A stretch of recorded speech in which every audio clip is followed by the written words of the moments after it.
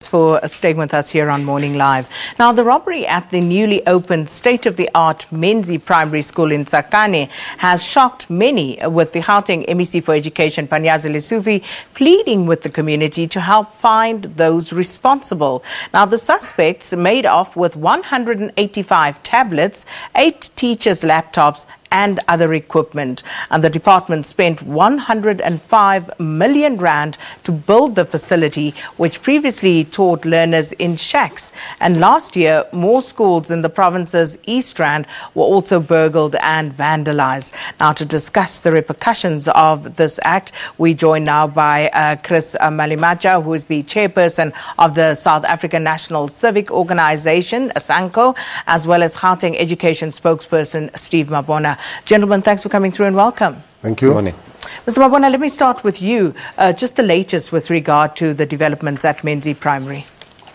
Look, we are relying on the police. They started yesterday to conduct their investigation. And as you will know, that the MEC has challenged the members of the community to assist with any information that they have. We are hoping that at least something will come. We are working very hard, making sure that any information that is availed, it will then be conveyed to the police. It's quite sad that the criminals, actually, they went to an extent of, removing the hard drive of your CCTV camera. So you can't even, check on what transpired on the day.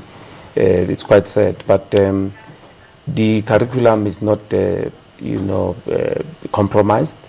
The learners are continuing to learn, though they utilize now, your exercise books, comparatively speaking, they are now on a tablet, mode, because they are taught with the smart board, so they need to follow on the tablet.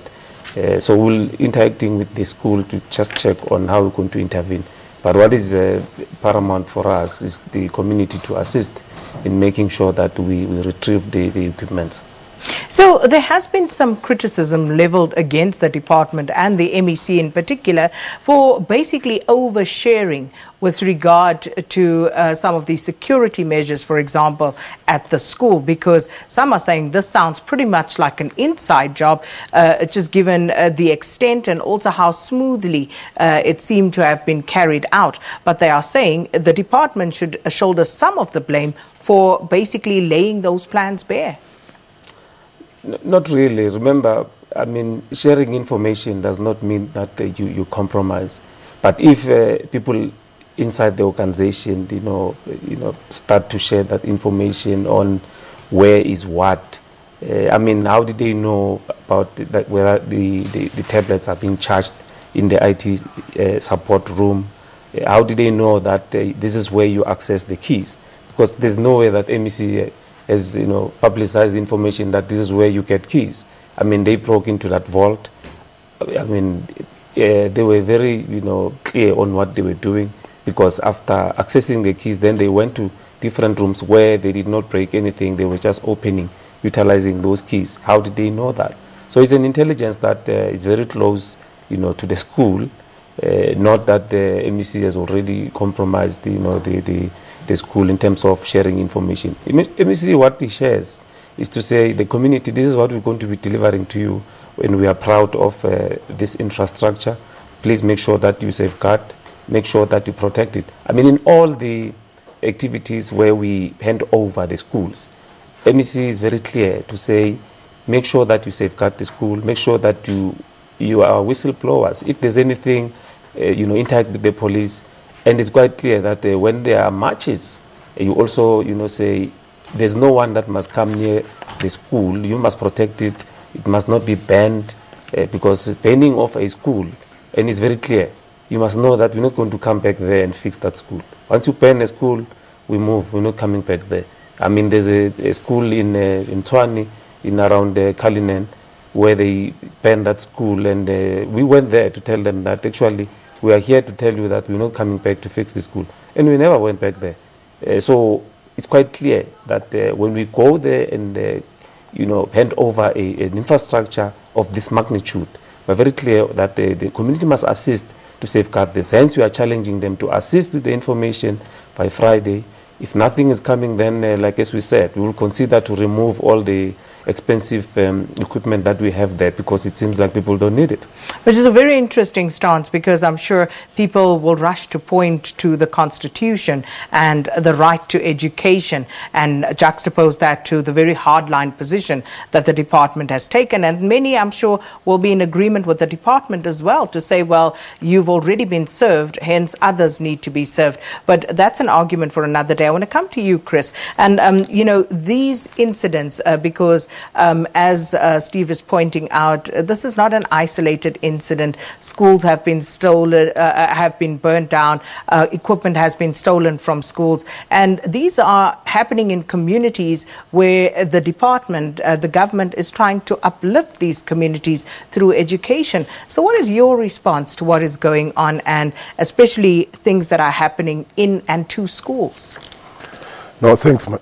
Let's take this opportunity as Sanku to express our really concern about these things that is happening in the schools. We never thought that in the community we still have these heartless thugs who can deny our kids better future.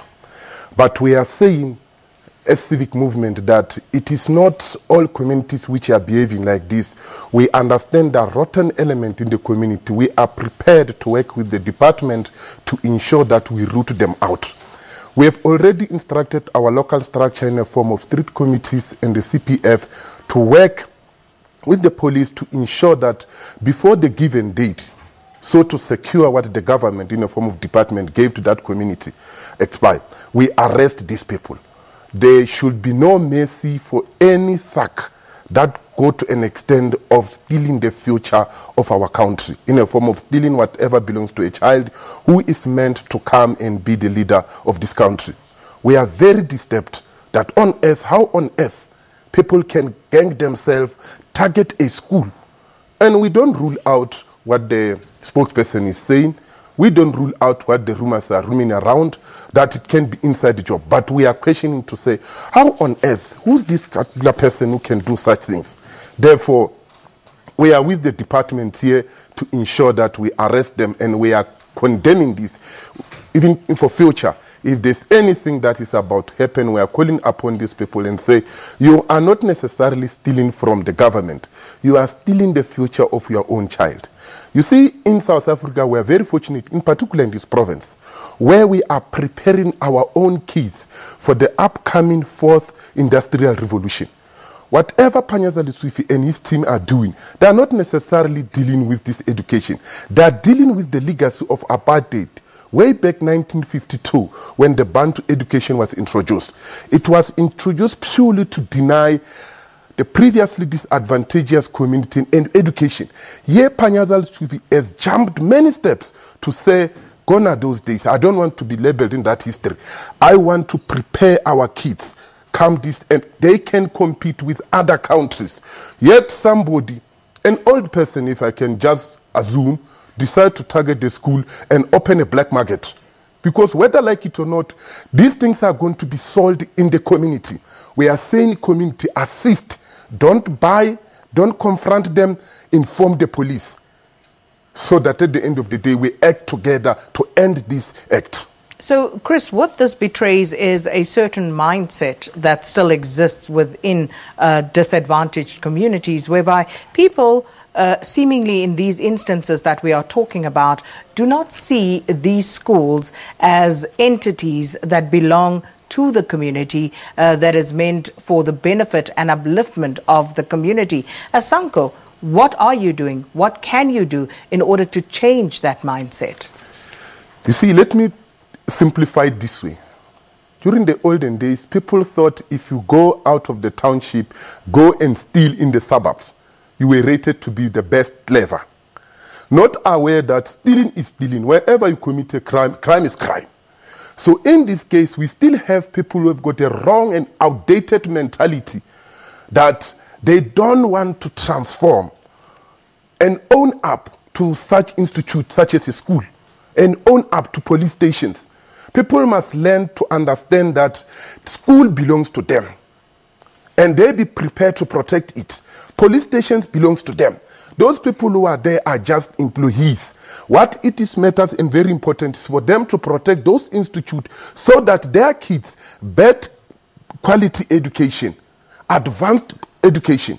But if we've got the community or we've got element within the community who still act barbarically to an extent of destroying the very same equipment which are meant to assist their kids, it also disturbing. Here we are talking about the department bringing things that never been in that particular community to be there. If you'll remember and recall very well, these things, you'll find them somewhere where you have to pay so much huge price. But here's the department saying, here we are, can our kids get equal education to whoever is somewhere far? But we still have this thing. But what we normally encourage is in a form of our campaign is to do awareness. But when conducting this awareness, you must understand that even in the classroom, we've got those who will capture it and understand the education and those who will drop out. Our understanding is that those who are committing this are the dropping out of community awareness. And then again, Steve, you know, last year there were also reports at other schools of equipment being stolen, tablets being stolen, and people are questioning whether the department has learned any lessons from that, number one. And others are saying perhaps, just perhaps, these communities that the department is trying to uplift are not ready to receive this type of technological injection. Perhaps it needs to wait until you are able to put in state-of-the-art security in these facilities before you actually equip these schools. How does the department respond to that? No, look, it's quite isolated. I mean, we cannot say we're not going to invest in township education because of criminals. Hence, we identify them and say, they are supposed to be, dealt with. Hence, we are saying the community must play a major role, making sure that they identify these people. They know them in the community. That's what we are saying. I mean, look at what we are doing today. We are hosting the top township performing schools because of our intervention there. I mean, they gave us 100%. They gave us over 90%. We are hosting them this morning for breakfast to say thank you very much for, the good work, and they continue to do what we are doing. So we want to host, because we're hosting 3 schools, we want to host more than 5 schools probably next year, to say, thank you for the good job. Because of our intervention, we invest a lot in township education. So we cannot be derailed by, few incidents of criminal activity. What we call upon is the community to work with us. I mean, in other schools, they went to an extent of breaking a wall, took out the window with a frame, and accessed the school. I mean, if they break, use that, that noise that will be coming, you cannot tell me that in the community you don't hear, that noise. So you need to then report to the police to say, there's something that is really amiss in the school. Really, please come check what is happening here. We can't be keeping quiet and say, I've got nothing to do with this, probably because my child is not at that school, or you don't want to care about the school. But the other concern then is also that, and I've seen some of these comments being made, that you may be promoting vigilantism, asking for people to be outed by the community, and who knows how the community will deal with that. So we're literally out of time, so I just want you to respond to that very briefly, and Chris, I'll give you an opportunity as well. No, we can't be misunderstood. I mean, we're figuratively saying hunt down the criminals, but we're saying give us the information, take the information that you can, have to the police. I mean, we're not saying people must go there and, arrest, because that's not their function. For them, because they must be vigilant. They are in the community. If someone come and say, I'm selling this product, which they know that does not have that shop, and there's an information that the school has been burglared, so they need to be vigilant and say and share the information to say, this is what we had, and the police will then act. Chris? No, I think people must stop playing games with these very serious matters. You can't be expecting the minister or the MEC to go and guard the school. It is the responsibility of the community to own up and to ensure that we really be vigilant enough to ensure that no one is stealing something from the school and come and sell it in the community. So that is the only straightforward thing that is needed. People must not play a political football with this incident, because at the end of the day, it's us who are going to lose. The minister has done, or the MEC has done his level best to acquire funds to ensure that we get our school fully equipped to can match the quality education that we desire. Therefore, we are calling upon the community to act responsibly. Well, thank you so much to both of you, and I'm sure this debate will rage on.